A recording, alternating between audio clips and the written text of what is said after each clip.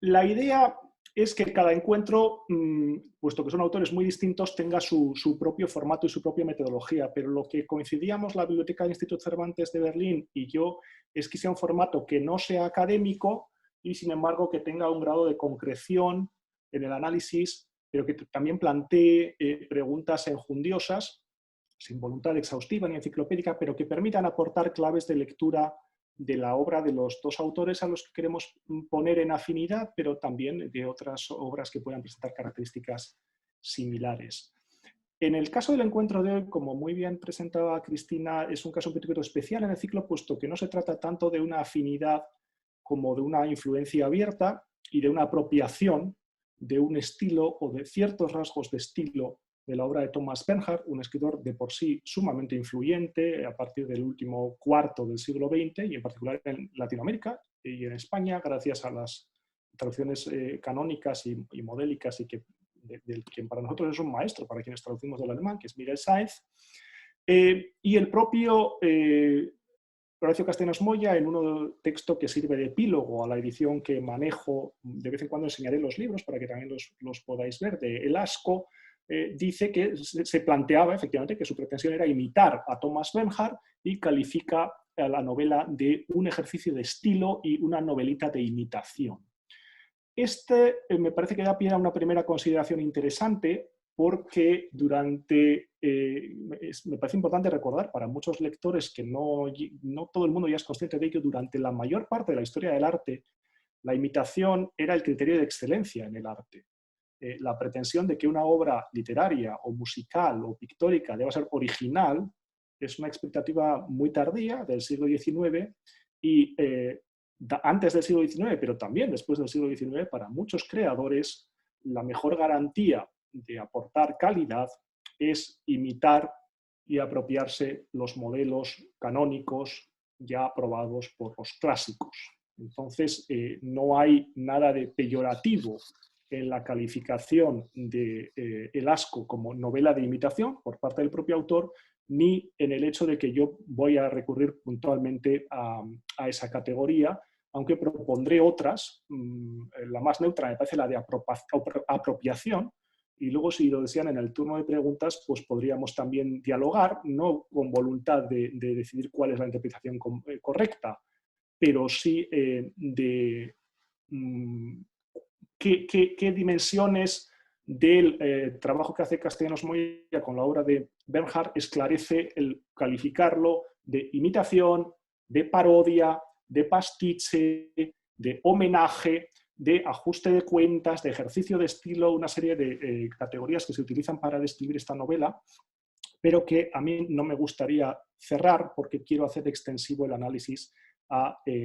otras obras de Castellanos Moya en las que también emplea, aunque no de una forma tan rigurosa, los recursos de estilo que adopta de Thomas Bernhard. Y para cerrar esta introducción sobre la categoría de imitación, quería recordar también o remitir al relato de Borges, Pierre Menard, autor del Quijote, en el que él, con su sorna cultista característica, pues ironiza sobre este recurso de la apropiación, planteando un escritor ficticio, Pierre Menard, de obra totalmente secundaria y alejandrina, pero cuya obra principal, según el autor de este texto ficticio de Borges, sería el haber reproducido palabra por palabra 2 capítulos de El Quijote de Cervantes, y el autor del texto afirma que esa es su obra maestra porque el texto cervantino reproducido palabra por palabra en el siglo XX no suena igual que en 1600, cuando se publicó por primera vez, y dice el hablante de Borges, al que cito textualmente: el texto de Cervantes y el de Menard son verbalmente idénticos, pero el segundo, el de Menard, el del imitador, es casi infinitamente más rico. Y a mí me parece interesante, aunque el texto de Borges es obviamente irónico, plantear qué enriquecimiento puede haber en reproducir unos recursos ya ensayados por un maestro literario, en este caso Thomas Bernhard, aplicados a un tiempo y a un país muy diferentes, como es el caso de Horacio Castellanos Moya cuando traslada las técnicas de estilo de Thomas Bernhard a El Salvador de su tiempo. Bien, Para hablar de imitación o de homenaje o de pastiche o de lo que queramos calificar, el asco, Thomas Bernhard en El Salvador, pues se presupone un cierto conocimiento del modelo. Entonces me gustaría dedicar un breve espacio de tiempo a analizar qué rasgos de estilo y de contenido son los que adopta Castellanos Moya de Thomas Bernhard. Thomas Bernhard es un autor muy rico, pero con unos rasgos muy característicos, y Horacio Castellanos Moya se va a fijar fundamentalmente en dos rasgos que a mí me gustaría ilustrar con un texto que voy a leer en dos dimensiones. El primero es de ritmo, que es ese estilo de Bernhard en el que son siempre monólogos de un hablante torrencial que habla sin parar y con oraciones muy largas, pero compuestas de unidades muy breves que funcionan al modo de olas muy reiterativas que van en un crescendo diciendo más o menos siempre lo mismo, pero de forma cada vez más contundente y con un ritmo muy cortante y muy insistente. Entonces voy a leer de la edición que reproduce las cinco novelitas autobiográficas de Thomas Bernhard. Para el que tenga otra edición es muy sencillo porque es simplemente el comienzo de la segunda parte de El origen, la primera de las novelas autobiográficas de Thomas Bernhard, y lo voy a leer de una forma deliberadamente tendenciosa, exagerando los rasgos que quería comentar con ustedes ahora del estilo de Thomas Bernhard, que nos parecen interesantes para su relación con Castellanos Moya.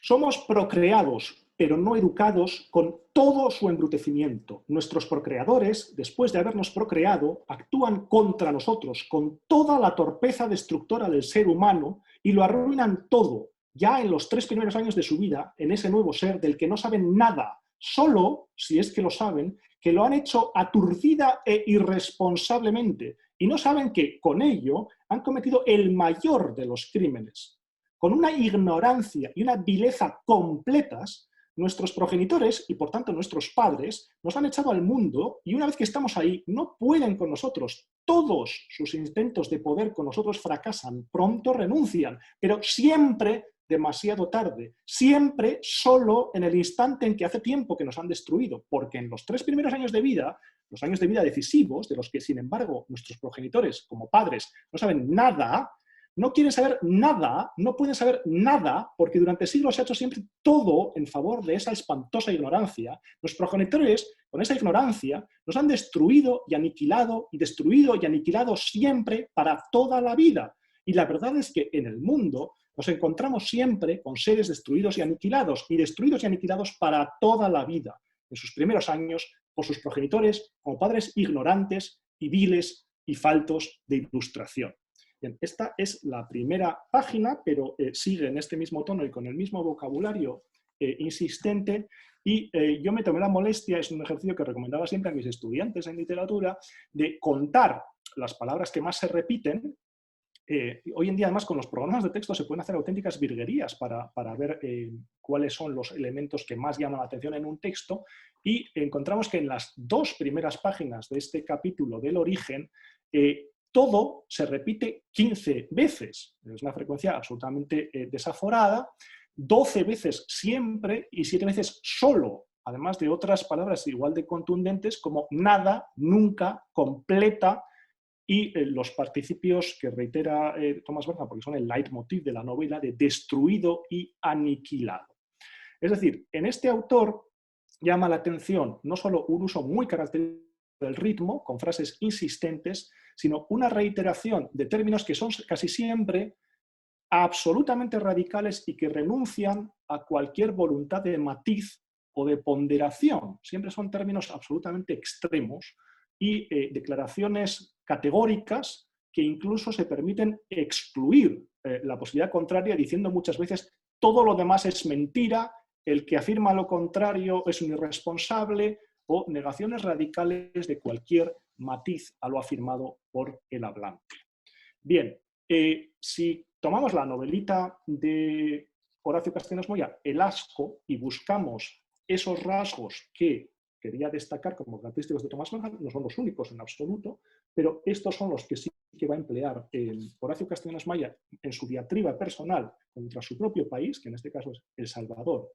y no Austria, la Austria de la posguerra, leo en la edición de Tusquets que manejo un pasaje que me parece particularmente paródico y gracioso, sobre el que yo no lo sabía, pero me entero gracias a Horacio Castellanos Moya, que es el plato nacional de El Salvador. Como si yo alguna vez hubiese sentido nostalgia por algo relacionado con este país, como si este país tuviera algo valioso por lo que una persona como yo pudiera sentir nostalgia. Una estupidez, Moya, una tremenda estupidez, me dijo Vega, pero ellos no me creyeron cuando les dije que nada de aquello me interesaba. Ellos pensaron que yo bromeaba cuando les repetía que no había tenido nostalgia de nada, y se las ingeniaron para llevarme a comer pupusas al Parque Balboa, ni más ni menos que a comer esas horribles tortillas grasosas rellenas de chicharrón que la gente llama pupusas, como si esas pupusas me produjeran a mí algo más que diarrea, como si yo pudiera disfrutar semejante comida grasosa y diarreica, como si a mí me gustara tener en la boca ese sabor verdaderamente asqueroso que tienen las pupusas, Moya. Nada más grasoso y dañino que las pupusas, nada más sucio y perjudicial para el estómago que las pupusas, me dijo Vega. Solo el hambre y la estupidez congénitas pueden explicar que a estos seres humanos les guste comer con semejante fruición algo tan repugnante como las pupusas. Solo el hambre y la ignorancia pueden explicar que estos sujetos consideren a las pupusas como su plato nacional. Moya, escúchame bien, nunca se te vaya a ocurrir criticar las pupusas, nunca se te vaya a ocurrir decir que se trata de una comida repugnante y dañina. Te pueden matar, Moya. Debes tomar en cuenta que decenas de miles de salvadoreños viven en Estados Unidos soñando con sus repugnantes pupusas, deseando tan ardientemente comer sus diarreicas pupusas, que hasta cadenas de pupuserías existen en Los Ángeles, me dijo Vega. Y corto aquí porque sigue en el mismo tono, pero espero que en mi lectura, insisto, tendenciosa y declaradamente exagerada, se pueden reconocer esas insistentes acentuaciones de términos y descalificaciones absolutamente radicales y carentes de matiz. Y el ejercicio de estilo de Horacio Castellanos Moya consiste en sostener ese tono con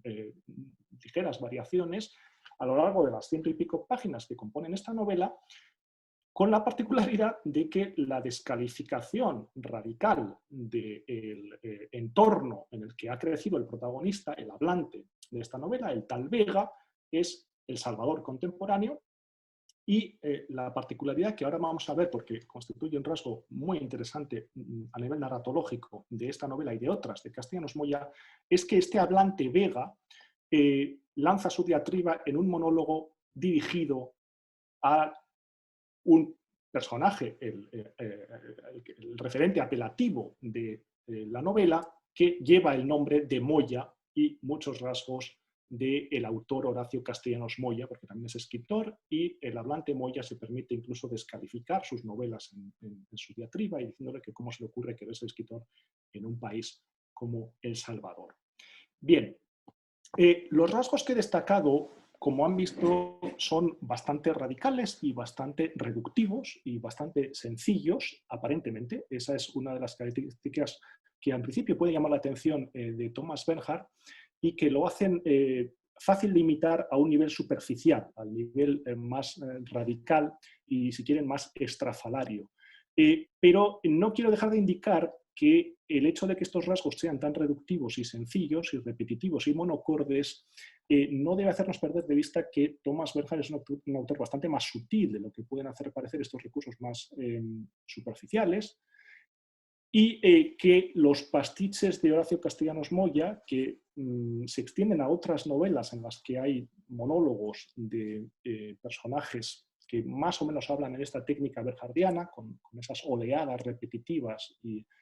compulsivas del discurso, ni mucho menos carecen de sofisticación narrativa. Y por eso quería introducir ahora un elemento que me llamó la atención en otra novela que considero es de las más logradas, a mi juicio, que yo he leído de Horacio Castellanos Moya, y no las he leído ni mucho menos todas, Moronga, que en este caso está compuesta de 3 partes muy diferenciadas. A Horacio Castellanos Moya le gusta experimentar mucho con los puntos de vista narrativo. En este caso, la novela tiene 3 partes. Las 2 primeras son hablantes en primera persona, muy diferentes en su tono y en su trayectoria, los dos son salvadoreños, y la tercera parte es una supuesta ficticia transcripción literal de un informe policial que viene a aclarar los sucesos que se adivinan como culminación de lo que narran los dos monólogos de las dos partes precedentes. Y la segunda voz narrativa, veremos ahora que es de un alter ego muy notorio y señalado como alter ego de Horacio Castellanos Moya, un profesor de literatura salvadoreño llamado, luego lo analizo, Erasmo Aragón Mira, y en un pasaje ya bastante avanzado de la novela que resulta clave porque es el pasaje en el que se introduce al personaje que da nombre a la novela, Moronga, es un guatemalteco que tiene el mote de Moronga y es un traficante de drogas, se le introduce de una forma, y quiero insistir, bastante sofisticada, que es que en el monólogo de Erasmo Aragón Mira se reproduce lo que la víspera le había contado una niña adoptada en la casa de la pareja ya bastante mayor de americanos que le está alquilando una habitación por Airbnb a Erasmo Aragón Mira, y esta niña le cuenta su pasado en Guatemala,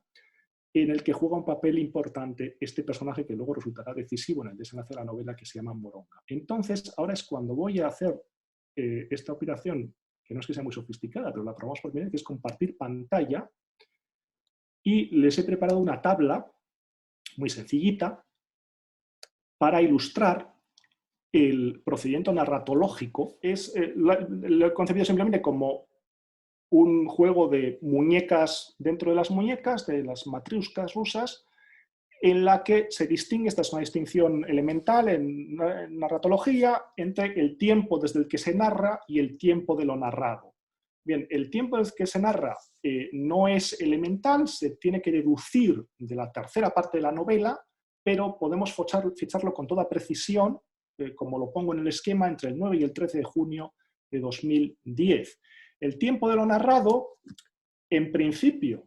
está claro que es una noche muy concreta, que es la del 8 de junio, en la que el narrador Erasmo Aragón Mira le está contando a su casero lo que pasó la noche previa, lo cual nos remite a un plano temporal anterior, el de la víspera, el 7 de junio, y ahí es donde esta niña, Amanda, le había contado, ella me había hecho el relato, es la frase textual que dice el narrador en la novela, lo que la vida previa de esta niña Amanda ya en Guatemala algunos años antes. Con lo cual, en lo que fluye, lo voy a leer ahora de forma completamente natural, en la novela se están insertando tres planos distintos de pasado como tiempo de lo narrado. Y voy a leer brevemente el comienzo de ese capítulo para que vean cómo funciona. Iba a advertirle que mantuviera bajo llave sus somníferos, que la noche menos pensada a la niña se le iría la mano y ellos no despertarían, pero nada le dije, que si la tragedia era su destino al pulso se la había buscado, pensé mientras me servía otro poco de café. Pero que el ánimo es un péndulo que se mueve a su antojo lo comprobé una vez más cuando, empujado por el súbito nerviosismo que me produjo la jeta cadavérica de George, le advertí que debía tener mucho cuidado con esa niña, no solo porque no era lo que decía ser, sino que había vivido situaciones muy delicadas, que lo que él me había contado sobre haber crecido en un burdel era un juego de niños, apenas el comienzo de la historia. Ella me había hecho el relato la noche anterior, sentada en ese sitio, le señalé a George el piso junto a la puerta, un relato que él debía conocer porque le competía de forma directa y que arrancaba precisamente en el burdel del Puerto San José, donde la madre tenía un cliente, un pobre pescador, macho y buscapleitos, a quien apodaban Moronga, porque era prieto, fornido y chaparro, pero que en verdad se llamaba Abilio, porque todo el mundo lo llamaba Moronga, y que el tal pescador se había encaprichado con su madre y llegaba casi todas las noches cuando no se iba a alta mar y que a su madre le repugnaba porque el sujeto solo le gustaba darle por el culo. Pero es cuando la cosa se ponía un poco escabrosa y paro aquí, pero vemos como en una misma oración que está fluyendo de forma acumulativa, modo de estas oleadas características de los monólogos de Bernhard, se están sucediendo y además vuelve hacia adelante y hacia atrás de forma completamente natural en el habla de un monologante, pero que si lo diseccionamos los planos narrativos de tiempo narrado que están jugando en ese discurso, vemos que son complejos y que requieren cierto virtuosismo para no perderse. Bien, retiro la pantallita esta, pero ¿por qué les he contado esta historia? Pues porque me parece que este elemento es el elemento propiamente, es el guiño de ficción en las novelas de un autor que se caracteriza por su extremo cuidado en los detalles y por el extremo realismo de los detalles. En un grado, por cierto, que lo distingue de Thomas Bernhard, que es un autor casi parabólico y casi metafísico, capaz de ser muy concreto en algunas descripciones de la realidad de entorno, pero que en general está hablando de principios anímicos sin detenerse a describir la realidad del entorno, mientras que Castellanos Moya se caracteriza por una extrema precisión de los detalles de ambiente. Lo que me parecía bastante notable en el caso de la apropiación que hace Castellanos Moya de los monólogos, de la forma monológica de las novelas de Bernhard, que es la característica y la habitual, pero no la única, es que estos monólogos, Bernhard, lo lógico es sospechar que los adopta directamente de la fórmula del teatro, en el que resulta mucho más natural que uno está sentado en su butaca y está viendo a un personaje que monologa, cuenta todas estas cosas y efectivamente resulta natural que pueda saltar hacia atrás y hacia adelante en el tiempo y incorporar tiempos narrativos muy distintos. En una novela donde no estamos viendo al hablante, esta operación tiene un grado de artificiosidad que requiere cierto cuidado formal por parte del narrador. La novela que estaba comentando ahora, Moronga, me llamó la atención porque el primer monólogo, que es extremadamente sobrio, de un personaje salvadoreño que no tiene nada que ver con Erasmo Aragón Mira, el segundo, podría ser perfectamente el diario o el informe o la crónica en la que un personaje real cuenta en un registro de habla adecuado a su formación y a su trayectoria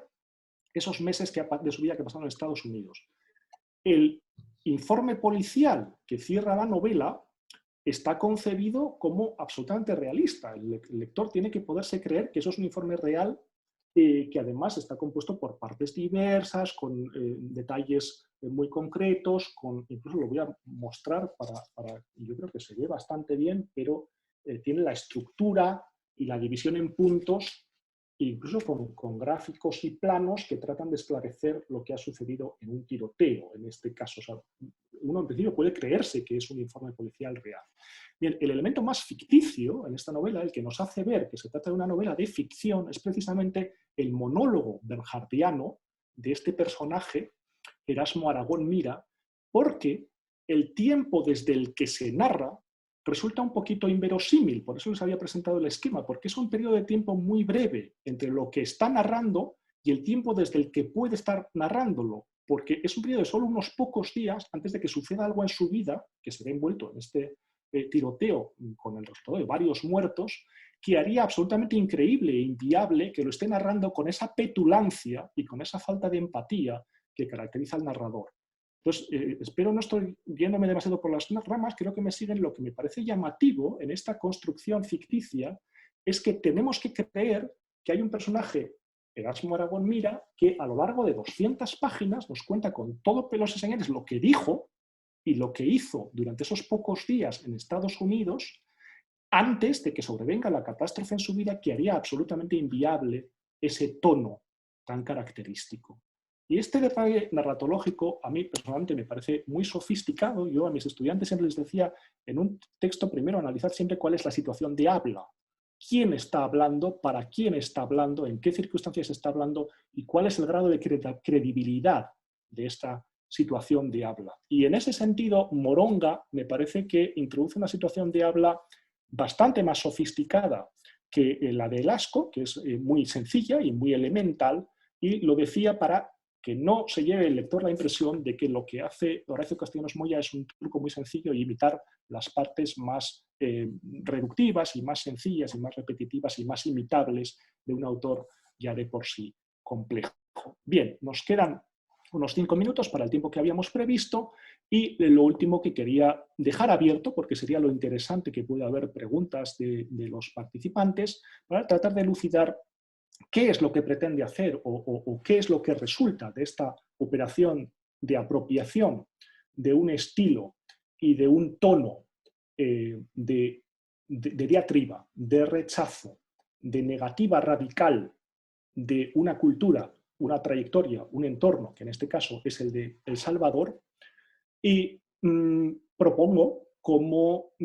elementos posibles de discusión algunas de las explicaciones que da el propio hablante de la novela El Asco, Vega, cuando habla de que la única solución para huir de esa voluntad destructiva y aniquiladora, por usar los términos de Bernhard, y de ese tono chabacano de la cultura que él reconoce en la cultura salvadoreña, sería cortar por lo sano. Y concretamente el contexto es que el personaje de Vega dice que él dejó de hablar durante unos años a su madre hasta que su madre aceptó que debía dejar de llamarle por un diminutivo. Y dice, cito textualmente, esta es la verdad, Moya, la estupidez solo puede cortarse de tajo. La estupidez no entiende de medias tintas, me dijo Vega. Esto está sacado de la novela El Asco.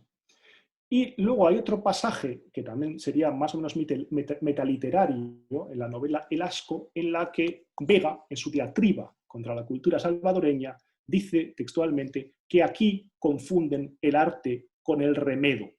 que es una frase, una expresión por cierto que me parece muy bien elegida, la de remedo, porque es mucho más neutral o tiene menos connotaciones peyorativas que imitación. Y claro, resulta evidentemente muy llamativo que el hablante de esta novela, que el propio autor califica de ejercicio de imitación, diga que en El Salvador se confunde el arte con el remedo. Ese es otro elemento metaficcional que nos debería llamar la atención sobre la ironía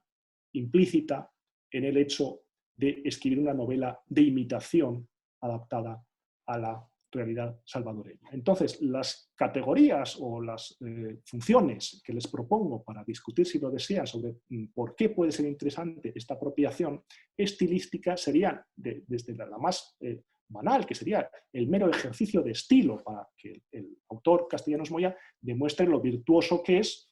escribiendo una novelita a la manera de Thomas Bernhard y que los que conocen la obra de Thomas Bernhard digan, pues sí, realmente lo imita muy bien, está muy lograda la imitación, el uso de las comas, del ritmo, de la falta de matices en los detalles, suena a Thomas Bernhard, es una imitación lograda, pero eso me parece un nivel bastante insuficiente para explicar una operación tan compleja como una novela. Habría una que me parece una de las más promisorias, que es la forma que tiene el autor Castellanos Moya de exorcizar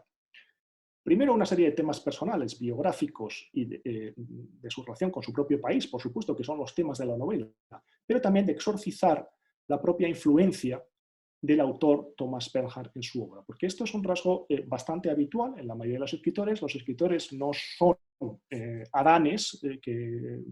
caminan por primera vez por el paraíso, sino que la mayoría de ellos se suelen sentir bastante guiados por la influencia, el peso de autores anteriores que les han marcado en su trayectoria. Y si ustedes conocen la obra del que llegó a ser el crítico más famoso del mundo, Harold Bloom, sobre todo por uno de sus últimos trabajos sobre el canon, pero la propuesta verdaderamente propia de Harold Bloom en sus primeros años había sido una teoría de la historia de la literatura basada en la categoría que él denominó, y me parece muy, muy sugerente, la ansiedad de la influencia. Bloom proponía que todo autor trata de matar al padre literario y de exorcizar la influencia que sobre él han ejercido modelos previos. Esto no, evidentemente nos estamos moviendo en esa constelación de la imitación, y la ansiedad de la influencia pues, puede dar lugar a respuestas muy diversas. Una es tratar de escribir de forma absolutamente diferente a la del modelo cuya influencia se quiere negar, pero otra sería, y no sería la menos sutil ni mucho menos, la que adopta Castellanos Moya en esta novela, que es decir, bueno, puesto que me siento muy influido por Thomas Bernhard, y esa influencia es acreditable en multitud de novelas de Castellanos Moya, porque parece responder a una afinidad de las propuestas literarias, pues vamos a poner las cartas sobre la mesa y hacer un ejercicio de imitación abierta, que cita incluso en el título y en a lo largo de la novela al autor imitado, y de ese modo exorcizo el peso que en mi trayectoria y en mi formación literaria ha tenido la obra de Thomas Bernhard. Y con esto quería volver, y concluyo ya con ello, al peso que en este exorcismo y en este ajuste de cuentas con la propia realidad del país, de la cultura en la que creció, y al que volvió una y otra vez y tuvo que exiliar precisamente por haber publicado esta novela, tiene el peso de lo autobiográfico, porque me parece que sería muy reductivo entender que el ajuste de cuentas que realiza Castellanos Moya es exclusivamente con su entorno de El Salvador, cuando las reiteradas claves autobiográficas de sus novelas nos hacen pensar que en buena medida también es un ajuste de cuentas con su propia trayectoria y con los rasgos de su trayectoria, y quizá, no lo sé porque no conozco al autor, ni sería tan relevante, de su propio carácter, que menos le gustan y que quiere volcar en su literatura a través normalmente de hablantes como el Vega de la novela, pero también como el Erasmo Aragón Mira de Moronga, que conocemos, dicho sea de paso, lo tenía aquí preparado, conocemos su trayectoria biográfica a partir de esta novela, Desmoronamiento, donde se cuenta su historia familiar. Y quería cerrar con esto porque Erasmo Aragón Mira, ya desde el nombre, es un trasunto obvio de Horacio Castellanos Moya. Horacio, que no es un nombre demasiado habitual, pero bueno, era un poeta latino, se transforma en Erasmo, que no era un poeta latino, pero sí era un humanista del Renacimiento que escribía en latín. Castellanos se transforma en Aragón. Claro, los dos reinos que formaban España en los tiempos de la conquista de América eran Castilla y Aragón, y luego lo que tuve que investigar, porque no era para mí tan obvio, era la relación entre Moya y Mira, y resulta que tanto Moya como Mira son apellidos topónimos que hay varias localidades con ese nombre, pero las que parecen ser más habituales para explicar el topónimo son localidades en la provincia española de Cuenca. Con lo cual, el personaje tiene rasgos biográficos obvios de Castellanos Moya, por ejemplo, el hecho de que nace en Honduras, de buena familia, luego se hace periodista, se va al exilio, etcétera, etcétera, pero es que además tiene un nombre que nos hace pensar que es el vehículo que está usando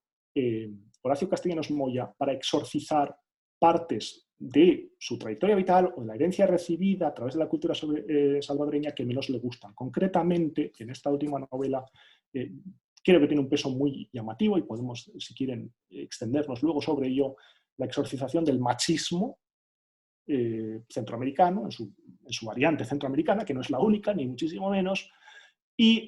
lo que es muy llamativo en Erasmo Aragón Mira, la petulancia y la falta de empatía hacia el sufrimiento de los demás. Esto es una cosa que también estaba latiendo cuando les proponía ese esquema, porque me parece muy interesante la dimensión ficcional de ese punto de vista de un personaje que después de lo que le va a pasar al final de esa novela, que es una especie de castigo y de justicia poética que le acerca el autor a su personaje, difícilmente va a poder manteniendo ese tono petulante y machista que le ha caracterizado durante 200 páginas. Me parece importante cerrar con esto porque, aunque el asco es una diatriba absolutamente exagerada, casi paródica, que me parece realmente difícil entender que alguien se la pueda tomar en serio, el pasaje que he leído sobre ridiculizando las pupusas, esas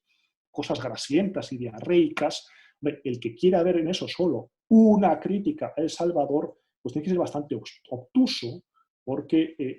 precisamente esas páginas son las más paródicas y las más risibles y las más graciosas con las que uno se tendría que reír, cuando hay muchísimos otros pasajes en las obras de Castellanos Moya en las que también usa esa técnica bernhardiana del monólogo dramático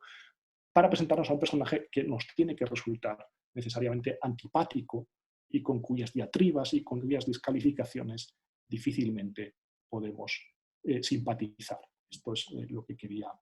dejar abierto. Con esto concluyo mi exposición y Cristina, te doy la palabra y si quieres podemos guiar la discusión si los participantes desean hacer alguna pregunta. Muchas gracias.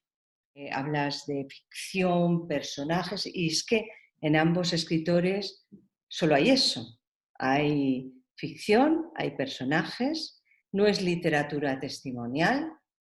no es una declaración de ideas políticas. Sí, los dos tienen una vocación polémica, pero es una literatura que tiene vocación universal y, sin embargo, se ha leído, hay una lectura muy común y, de hecho, ambos han sido amenazados y Castellanos Moya se tuvo que exiliar, de leerlo como si fueran las opiniones del propio autor. Lo que está diciendo, por ejemplo, Edgardo Vega, el protagonista del Asco. Es como si el pacto del lector se hubiera roto y empobrece la lectura porque, como decía, yo creo que se trasciende partiendo de esas realidades como El Salvador y Austria, ambos autores tienen otra pretensión. Claro, me parece básico recalcar que estamos leyendo novelas, efectivamente. Son novelas, sobre todo en el caso de Castellanos Moya, yo creo que es más notoria la voluntad de intervención política. Es un autor muy político, pero que lo hace básicamente a través de obras de ficción. Entonces, la ficción es un instrumento, bueno, claro, es que ese sería un tema amplísimo, es un tema escurridizo, que también corre el riesgo de ser malentendido, como le pasó a él, y las consecuencias las tuvo que pagar, pero es un vehículo que no obliga a, al rigor y a la completud de un discurso político y a la coherencia, sino que permite ensayar alternativas muy diversas y mezclar posiciones que pueden parecerle reivindicables al autor con otras que le parecen menos reivindicables. Es que eso es lo que caracteriza a los hablantes de estos monólogos en las novelas de Castellanos Moya, que tienen razón en muchas cosas que dicen y que muchas de sus críticas seguramente nos parecen suscribibles, pero en la mayoría de los casos lo hacen de una forma tan absolutamente desaforada, tan carente de matices y desde una petulancia y una arrogancia y una descalificación inmisericordia de sus compatriotas que nos obliga a reaccionar frente a esa petulancia y a esa falta de empatía y a relativizar su crítica. Y esta, precisamente, es, desde siempre, la gran aportación de la literatura y su gran ventaja, incluso ética, con respecto a formas discursivas que requieren cierta congruencia del hablante, o por lo menos cierta congruencia entre lo que se dice y quién lo dice. Lo característico del monólogo dramático, todavía para un excurso muy largo, porque es que es uno de mis temas y es uno de los temas que trabajé de forma bastante concienzuda en mi tesis doctoral sobre Cernuda, que se apropiaba de la técnica que bautizó así como la técnica del monólogo dramático Robert Browning, poeta inglés del siglo XIX, que explotaba lo que ya está perfectamente desarrollado en Shakespeare, que es largos monólogos de personajes, en el caso de Shakespeare muchas veces personajes históricos como Ricardo III, pero también personajes ficticios, el más notable de ellos yo creo que es Iago, que hablan muy bien, es muy interesante lo que nos dicen, pero son personajes moralmente despreciables. Y lo característico de la técnica del monólogo dramático, tal como la explota Browning, es que pone a hablar a personajes que hablan con una enorme expresividad, que nos enganchan y que nos obligan a plantearnos muchas cosas, que nos remueven, pero siempre sin perder de vista que esos hablantes nos resultan reprobables. Y yo creo que esa técnica, en el caso de Bernhard, es un poquito distinto el uso que él hace, porque él normalmente está hablando de otra cosa.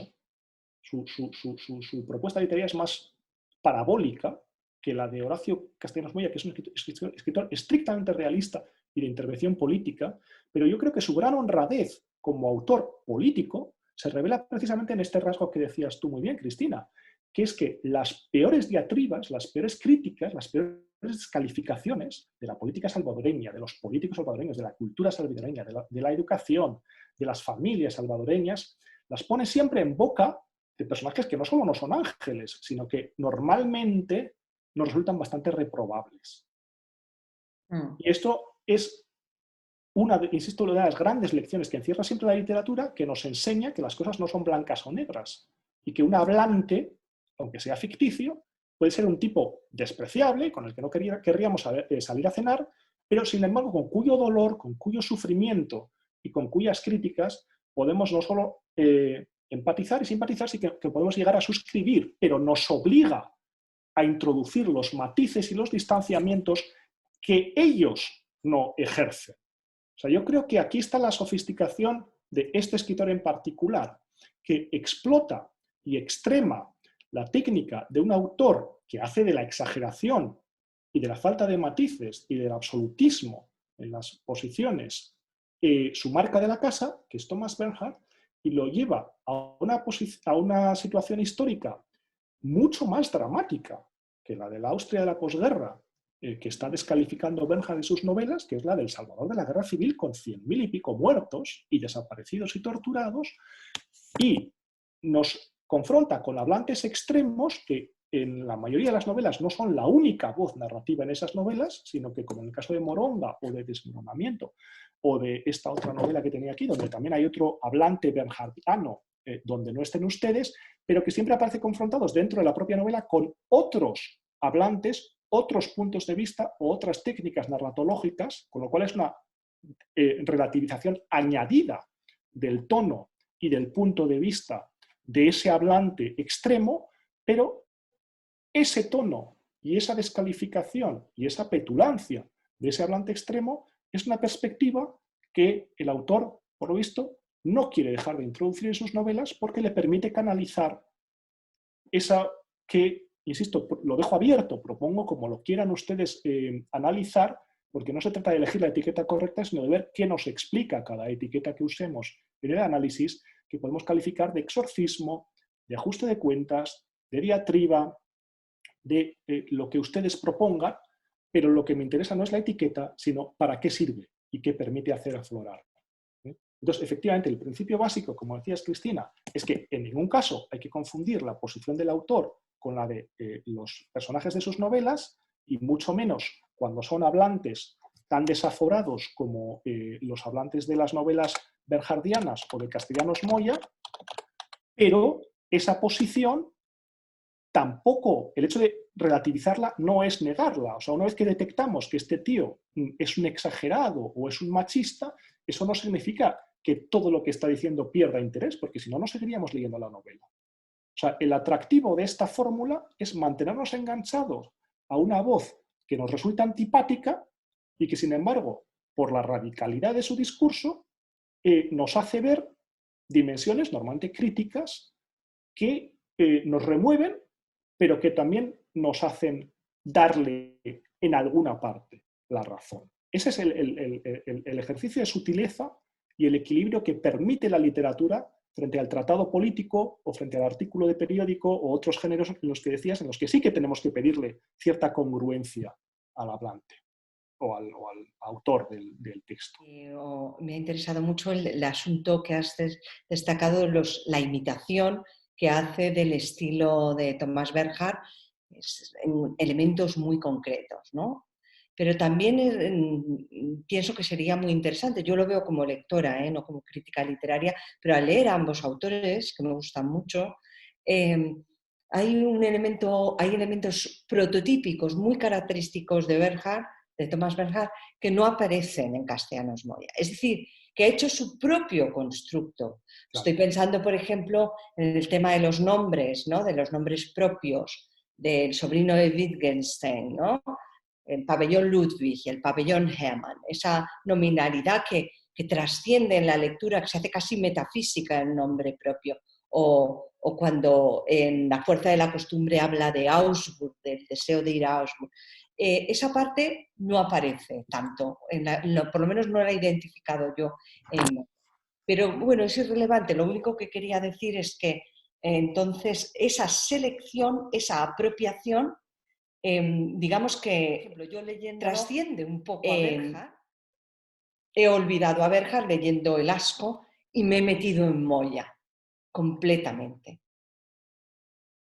No lo sé, ¿qué piensas? Y es un enriquecimiento, gracias Cristina, porque efectivamente no es por la técnica que, por eso leía al principio este pasaje de el Pierre Menat de Borges, donde dice, lo repito, porque es que evidentemente esto también es una provocación, en este caso de Borges, que el texto de Cervantes y el de Menat son verbalmente idénticos, pero el segundo es casi infinitamente más rico. Pero esto es una provocación, porque lo que Borges está queriendo tematizar es que la apropiación de unos recursos estilísticos o temáticos en otro tiempo, en otra realidad, aplicados a otro país, evidentemente siempre introduce un elemento de enriquecimiento y en esa traslación se ganan cosas y se pierden cosas. Y es muy importante esa distinción que hacías en la que lo que toma Horacio Castellanos Moya de Thomas Bernhard y lo que no toma. Que yo diría, que coincido contigo en lo que apuntabas, que es toda esa dimensión, yo diría, parabólica, en ese sentido muy kafkiana, de Thomas Bernhard, en la que en su insistencia reiterativa siempre parece que está hablando de otra cosa que trasciende lo concreto, de una cosa ya casi metafísica. Por eso el pasaje que he leído es en ese sentido muy, muy representativo, en el que habla continuamente de la aniquilación y la destrucción. Son términos muy del gusto de Benja. Y claro, evidentemente no podemos tomar estos términos en sentido literal. Él no está hablando de que los escolares sean literalmente destruidos y aniquilados. Lo que está queriendo decir el hablante de las novelas autobiográficas de Thomas Bernhard es que la educación aniquila y destruye algo en el ser humano. Entonces, eso ya es una dimensión, has dicho metafísica, no lo objeto, es una forma, yo diría, parabólica o simbólica, mientras que Castellanos Moya siempre está en el plano de la inmanencia y está claro que Castellanos Moya siempre está hablando de lo que está hablando, o los hablantes de Castellanos Moya. Es un escritor estrictamente realista en ese sentido. Y quizá porque la realidad de la violencia que describe en sus novelas es tan concreta que no necesita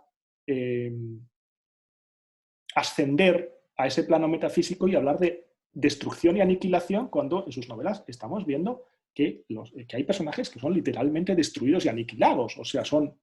detenidos ilegalmente, torturados durante días y sus cadáveres hechos desaparecer. Entonces sería casi de mal gusto que los hablantes que están aludiendo a esa realidad sociopolítica en el entorno, pues asciendan a estas alturas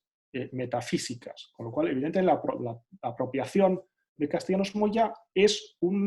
si lo quieren ver en términos de altura, un rebajamiento a lo concreto. Eso me parece muy importante, lo que dices. Ahora, ¿la técnica le sirve? Yo por eso he destacado esos dos elementos que, insisto, que no pretenden en absoluto ser exhaustivos, sino operativos y explicativos, que son el elemento rítmico, que sí que parece responder en los dos autores a una naturaleza compulsiva de su escritura, pero también me parecía muy importante el elemento de la radicalización de los términos, del extremar los términos, de que la descalificación sea siempre radical y no deje lugar para matices. ¿Por qué? Bueno, es una forma de tomar partido y es una forma, si hemos de creer al Edgardo Vega, cito de nuevo, de cortar por lo sano, porque entiende, en este caso es Vega, que no es el personaje Moya ni los otros personajes, porque la estupidez solo puede cortarse de tajo. La estupidez no entiende de medias tintas. Entonces, frente a una realidad violenta, macabra, opresiva, aniquiladora, por usar los términos de Bernhard, los personajes que más trasuntos son del autor Castellanos Moya, si nos atenemos a las coincidencias biográficas, responden con una descalificación muy radical y, insisto, muy poco dada a la empatía. Mira, Ivonne, tenemos aquí una intervención de Gabriela Miranda. Hola, Gabriela, muchas gracias. La voy a leer. Algo que yo quería compartir es que cuando leía Moronga sentí que los protagonistas parecían salidos de una obra de Edward Hopper. No es pregunta, solo una observación para compartir. Los personajes de Moronga. Gracias. Y me parece una asociación muy, muy bonita, porque además es plástica, que muchas veces nos ayuda más que los intentos de perífrasis verbales que pueda estar intentando yo aquí sin medios gráficos. Efectivamente, en particular, el primer hablante, que me parece uno de los pasajes más logrados de la obra de Castellanos Moya, hasta donde yo la conozco, de esta novela Moronga, el primero de los hablantes es un emigrante salvadoreño ilegal, antiguo guerrillero, que vive con un nombre falso en Estados Unidos y que habla con una extrema concisión y con una extrema falta de retórica frente al segundo hablante, que es este Erasmo Aragón Mira, del que hablábamos antes. Y efectivamente, claro, lo que dices, Gabriela, me parece muy oportuno porque este hablante, que creo que se llama José Celedón, efectivamente, es un hombre que tiene que estar con sumo cuidado de que no se descubra su verdadera identidad. Es un inmigrante ilegal con un pasado como guerrillero y reduce al mínimo sus interacciones sociales, con lo cual esa sensación de aislamiento que transmiten los cuadros de Hopper, de figuras que están ahí en un restaurante y nadie parece que está hablando con los demás, es que realmente coincide con las necesidades vitales de un inmigrante ilegal salvadoreño en los Estados Unidos. Así que me parece una forma realmente muy plástica de reflejar esa atmósfera. Creo que además a mí me impresiona mucho esa primera parte en particular de la novela porque Castellanos Moya se tiene que documentar muy bien para algunos casos, por ejemplo, cómo funcionan las empresas de seguridad, cómo funciona el sistema de vigilancia interna de los correos electrónicos en la universidad, que seguro que él lo ha conocido de primera mano. Todo eso está muy bien trabajado. El monólogo primero de José Celedón es extremadamente preciso, extremadamente detallado y efectivamente transmite esa sensación de vacío y de soledad porque hay muy pocas interacciones, no digamos afectivas, sino incluso sociales, ¿no? Yo me quedo muy contento, hemos cumplido el tiempo perfectamente y gracias por la pregunta y esperamos quizá entonces vernos en junio en la siguiente sesión, que será una pareja completamente distinta, como decía Cristina, que es el caso de Intra Mortner y Reinaldo Arenas. Quiero insistir, para los que tengan interés en seguir el ciclo como ciclo, porque a mí es un poquito lo que me está ahora planteando muchas preguntas, que cada afinidad electiva o cada encuentro entre dos autores, uno de la tradición germanoparlante y una tradición hispanoparlante, pues tendrá una metodología distinta, porque las obras son completamente diferentes y yo mismo sigo pensando cómo afrontar cada una de las charlas. Probablemente muchas de ellas tengan que las repitamos en este formato virtual, lo cual reduce un poco la interacción, pero también es un reto para mí porque me obliga a tener una estructura más o menos clara y ser mucho más preciso que si estamos interactuando en una sala de la biblioteca. De todos modos, no perdemos la esperanza de que alguna de las siguientes sesiones pueda tener lugar en la biblioteca Mario Vargas Llosa del Instituto Cervantes de Berlín, y con esa esperanza y que mantengan la salud en estos meses difíciles todos ustedes, pues nos despedimos. Muchas gracias.